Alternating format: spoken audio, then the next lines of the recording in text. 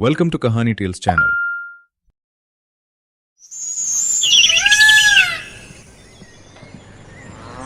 ढोलकपुर गांव बहुत सुंदर और शांत था। वहां 3 भाई और उनकी पत्नियां रहते थे।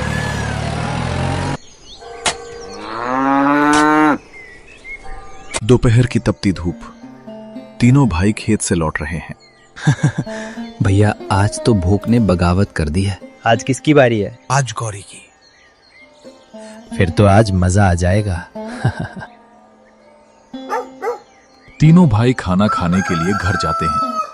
उधर तीनों पत्नियां अपने पति के लिए खाना बना रही होती है। गौरी चूल्हे के सामने बैठी है। वो दाल में तड़का लगाते हुए प्रार्थना करती है। माँ अन्नपूर्णा, मेरे हाथों में आपका आशीर्वाद रहे। जिसे ये भोजन मिले उसका मन भी तृप्त हो जाए। सरला मुस्कुराते हुए देखती है। गौरी, खाना बना रही हो या मंदिर खोल लिया है? दीदी, खाना भी तो पूजा ही है। अच्छा, वो कैसे? अगर मन में प्रेम हो तो साधारण दाल भी प्रसाद बन जाती है, और अगर मन भारी हो तो स्वाद भी फीका पड़ जाता है। कोने में बैठी कमला पहली बार बोलती है। इसलिए तेरे हाथ का खाना सुकून देता है। मैं बस माँ से यही मांगती हूँ कि मेरे हाथों से किसी का दिल न दुखे। दाल की खुशबू पूरे घर में फैल जाती है। तीनों कुछ पल चुप। एक बूढ़ा भिखारी सबके घरों में भीख मांग रहा था।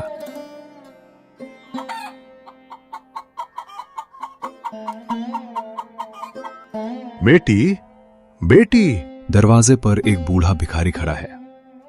कांपते हाथ, धूल से भरे पैर, आंखों में थकान और सालों का सफर। बेटी, शरीर में बहुत खुजली है, थोड़ा सा तेल मिल जाता तो। गौरी एक पल भी नहीं रुकती, न सवाल न संकोच। वो अंदर जाती है।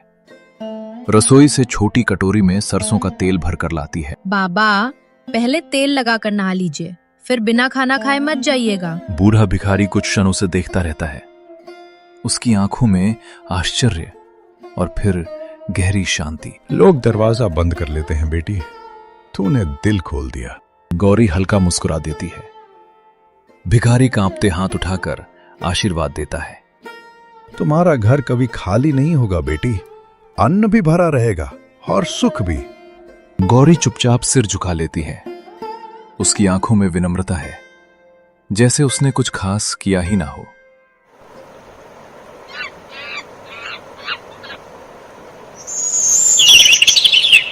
दोपहर, तेल लिए एक भिखारी गांव की नदी में स्नान करने जाता है।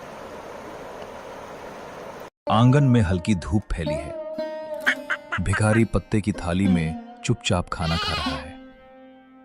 हर कौर धीरे धीरे, जैसे स्वाद ही नहीं सम्मान भी महसूस कर रहा हो। गौरी दूर खड़ी देख रही है। उसके चेहरे पर संतोष है। भिखारी आखिरी कौर खाता है, पानी पीता है, फिर थाली के पत्ते को दोनों हाथों से उठाकर धीरे से ऊपर ढक देता है। गौरी पास आती है। बाबा, और लाऊं? भिखारी हल्की मुस्कान के साथ सिर हिलाता है। नहीं बेटी, पेट भी भर गया, मन भी। वो उठता है। जाते जाते एक पल के लिए मुड़कर घर को देखता है। आंखों में अजीब सी चमक, और बिना कुछ कहे धीरे धीरे गली के मोड़ पर ओझल हो जाता है। गौरी थाली की ओर बढ़ती है, दिल में अजीब सी शांति। तीनों भाई चौके में बैठकर खाना खा रहे हैं। दाल की खुशबू अब भी हवा में घुली है। मोहन पहला कौर मुंह में डालता है और अचानक रुक जाता है। अरे, ऐसा स्वाद तो कभी नहीं आया। रामदास भी चखता है, कुछ पल आंखें बंद कर लेता है। सच में जैसे माँ के हाथ का खाना। तीनों कुछ क्षण चुप हो जाते हैं। माँ की याद जैसे अचानक आंगन में उतर आई हो। मोहन हल्का सा मुस्कुराता है।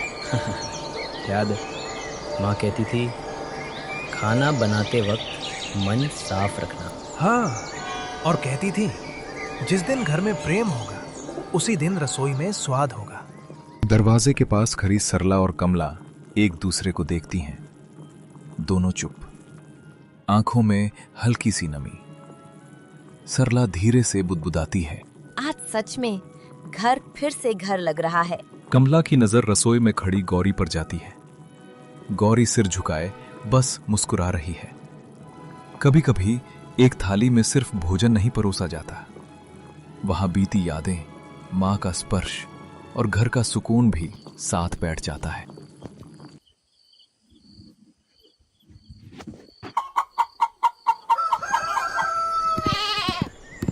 अगली सुबह सभी लोग अपने अपने काम में व्यस्त होंगे। सुबह से ही सरला के मन में हलचल है। सरला, आज सबको दिखा दूंगी कि स्वाद सिर्फ गौरी के हाथ में नहीं है। वो पूरे उत्साह से रसोई में लग जाती है। मसाले भूनती है, घी थोड़ा ज्यादा डालती है, बार बार चखती है। चेहरे पर आत्मविश्वास, पर मन में हल्की प्रतिस्पर्धा। तभी दरवाजे पर वही जानी पहचानी आवाज, बेटी, बेटी, बेटी, बेटी। सरला का चेहरा सख्त हो जाता है। फिर आ गए आप? हर रोज कुछ न कुछ मांगने चले आते हैं। जाइए यहाँ से, हमें काम करने दीजिए। भिखारी शांत खड़ा रहता है, आंखों में न गुस्सा न शिकायत। बेटी, अन्न का अपमान मत करना। जहां दान रुकता है वहां बरकत भी ठहर जाती है। सरला एक पल को चौंकती है, पर अहंकार फिर हावी हो जाता है। हमें सीख मत दीजिए, हम खुद कमा कर खाते हैं। भिखारी उसे कुछ क्षण देखता है, फिर बिना कुछ कहे धीरे धीरे मुड़ जाता है। उसके कदमों की आहट दूर होती जाती है। सरला वापस रसोई में जाती है, पर इस बार मसालों की खुशबू में कुछ कमी सी लगती है। उधर तीनों भाई खाना खाने के लिए घर आते हैं। रसोई में सन्नाटा है, सबकी नजरें पतीलों पर। सरला कांपते हाथों से पहला ढक्कन उठाती है, खाली। वो दूसरा पतीला खोलती है, वो भी खाली। तीसरा, चौथा, सब खाली। एक भी दाना नहीं, जैसे किसी ने छुआ तक ना हो। मोहन का चेहरा सख्त हो जाता है। ये क्या मजाक है? अभी तो खाना बना था। किसी ने खाया भी नहीं, फिर गया। सरला के हाथ कांपने लगते हैं, आंखों से आंसू गिर पड़ते हैं। मैंने सब ठीक से बनाया था, सच कह रही हूँ। कमला घबराकर गौरी की तरफ देखती है। घर में अजीब सा डर उतर आता है, दीवारें जैसे भारी हो गई हों। आज तक ऐसा कभी नहीं हुआ। मुझसे गलती हो गई क्या? दीदी, आज आपने किसी को खाली हाथ तो नहीं लौटाया था? सरला का रोना अचानक थम जाता है, आंखों में डर और पछतावा एक साथ। उसे दरवाजे पर खड़ा वही भिखारी याद आता है। घर में सन्नाटा।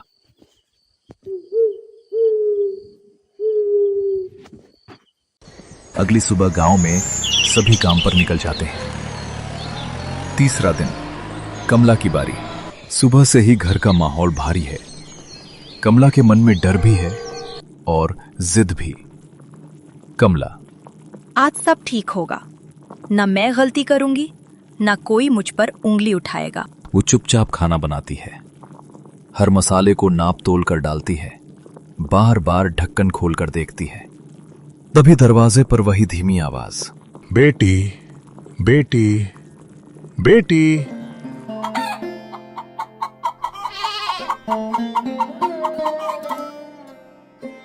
बेटी, बेटी, बेटी। कमला का चेहरा सख्त हो जाता है। बेटी, थोड़ा चावल। यहाँ कोई दानशाला नहीं है, हर रोज मांगने चले आते हो। बेटी, अन्न केवल भोजन नहीं, आशीर्वाद है। जिस घर में बांटा जाता है वहीं बढ़ता है। हमें उपदेश मत दो। भिखारी कुछ पल देखता है, फिर बिना कुछ कहे चला जाता है। दोपहर, सबकी नजरें फिर पतीलों पर। कमला कांपते हाथों से ढक्कन उठाती है और अंदर खाना नहीं, सिर्फ राख, काली सूखी राख। कमला चीख पड़ती है। नहीं, ये कैसे हो सकता है? मोहन पीछे हट जाता है। रामदास का चेहरा पीला पड़ जाता है। घर में डर अब साफ दिखने लगा है। सरला अचानक बोल उठती है, ये जरूर गौरी की चाल है। उसी के दिन सब ठीक था, हमारे दिन क्यों नहीं? गौरी स्तब्ध, आंखों में आंसू भर आते हैं। दीदी, मैंने कुछ नहीं किया, मैं क्यों अपने ही घर का अनर्थ करूंगी? तो फिर ये सब क्या है? रसोई में सन्नाटा, डर, शक और टूटता विश्वास। तभी रामदास गहरी आवाज में कहता है, बस कल फिर गौरी खाना बनाएगी और सच सामने आएगा। सब चुप। बाहर हवा तेज चलने लगती है, जैसे कोई अनदेखी शक्ति घर के आंगन से गुजर रही हो।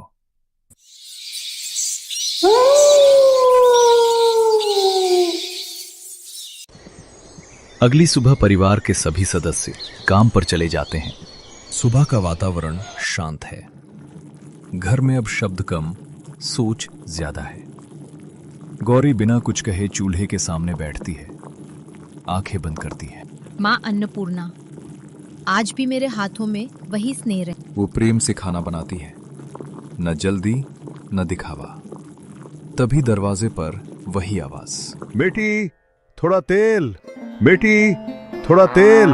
गौरी तुरंत उठती है, कटोरी में सरसों का तेल देती है। बाबा, पहले तेल लगाइए, फिर भोजन करके जाइएगा। भिखारी शांत मुस्कान से देखता है। भिखारी स्नान करने जाता है और भोजन करने वापस आता है।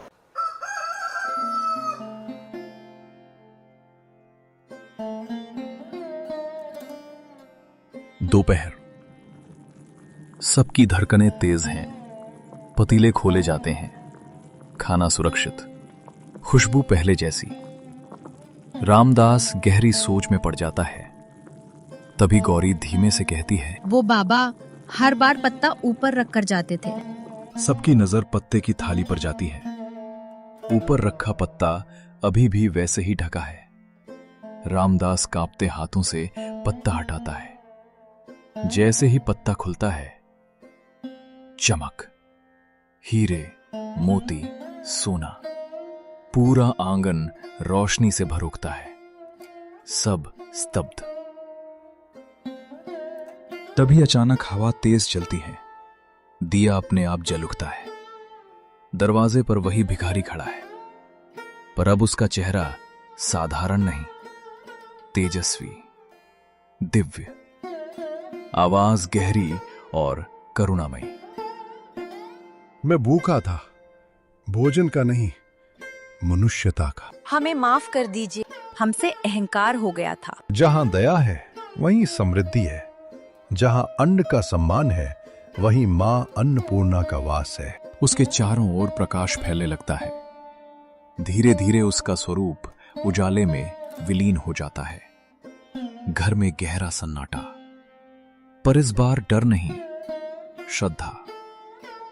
गौरी की आंखों से आंसू बहते हैं। वो हाथ जोड़ लेती है।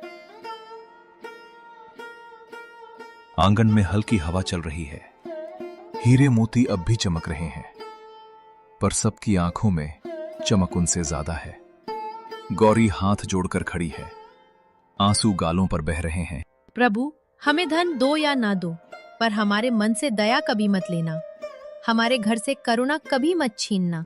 आज समझ आया, अन्न सिर्फ भोजन नहीं, प्रसाद है। अन्न का सम्मान ही सच्ची पूजा है। सरला और कमला सिर झुका लेती हैं। उनके चेहरे पर पश्चाताप है, पर साथ ही नई सीख भी। तीनों भाई बहन एक साथ खड़े हैं। घर पहले जैसा ही है, पर मन बदल चुका है। घर धन से नहीं, दिल से चलता है।